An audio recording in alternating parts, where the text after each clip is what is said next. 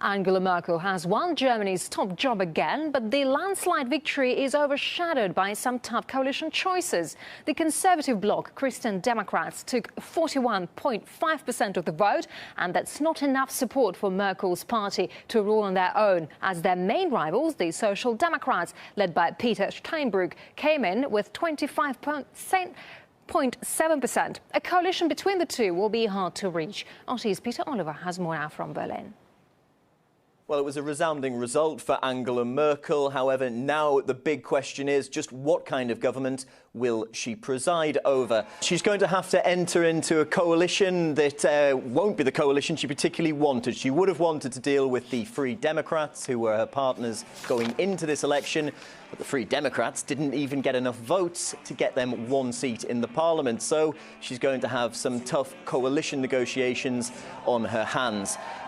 Moving away from Angela Merkel and looking at the election as a whole, what we have seen here in Germany is a shift in voter opinion away from liberal politics towards Eurosceptic politics. The Alternative for Germany party, the AfD, were only founded 7 months ago. The Eurosceptics didn't get past the 5% mark to get them into the Bundestag, but they have certainly announced their arrival on the German political stage. Now, as I said, they're Eurosceptic, they're anti-Euro. They believe that the Euro is being kept alive artificially, and they want to see failing countries like Greece not be allowed to be part of the monetary union. Now, they took votes from just about everybody, as well as protest votes, people unhappy with the current status quo in Germany. Their leader, Bernd Lucke, saying that although they didn't get into the parliament, they put fear into the hearts of the other parties, and that they'd made democracy in Germany all the richer.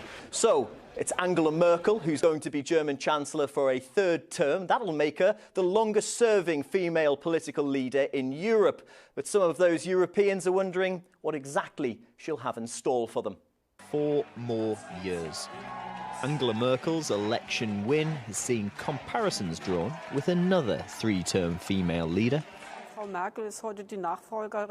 Merkel is a follower of Margaret Thatcher. This is Thatcherism 2.0, Merkelism.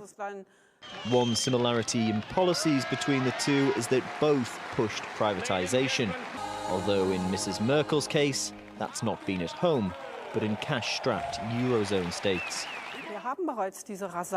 We have this obvious privatization agenda that is an essential feature of European politics. It's not people and social needs that get addressed, but business. Angela Merkel supported the decision by Portugal to sell off some of its publicly owned companies. It's not clear sometimes whether what she is proposing for other countries, she will do it itself in Germany. It's natural that some countries would question whether the calls for privatization in their countries is a way to open room for German companies or other companies to buy in those countries. Angela Merkel has convinced the German people that she's the right person for the job, but across Europe, people are wondering what 4 more years of her leadership will mean for them. It's going to be negative. That's logical. She's the symbol of the recession in Europe. Nothing will change for us. When we get more jobs and people have work, then we can have growth. I don't expect anything from the Germans. Merkel's critics accuse her of pushing Europe in the wrong direction. Merkel must be stopped, as well as those who only represent the interests of international finance markets. Just like under Thatcher, parts of northern England were left devastated. We see the same in Greece today. It leads to years of unemployment and poor living conditions. Whether she's the new Iron Lady or not, we're set for 4 more years of Angela Merkel as the world's most powerful woman. Peter Oliver, RT, Germany. The Alternative for Germany party was founded less than a year ago and has already drawn 16,000 members to its ranks. And as German journalist Manuel Oxenreiter says, a crisis in the country's politics is laying the ground for a rise in non-mainstream parties.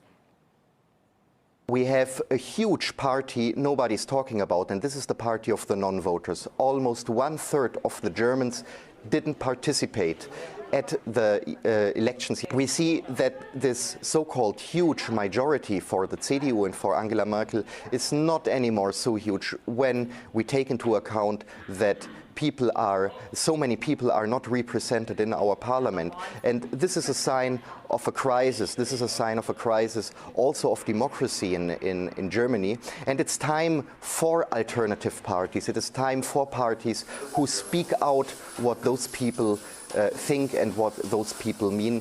And they don't want to elect always, let me say it like this, the less evil. They want to vote for a party they can support by their heart. And so I think, yes, it's time for alternative parties, and as, for example, the Alternative für Deutschland.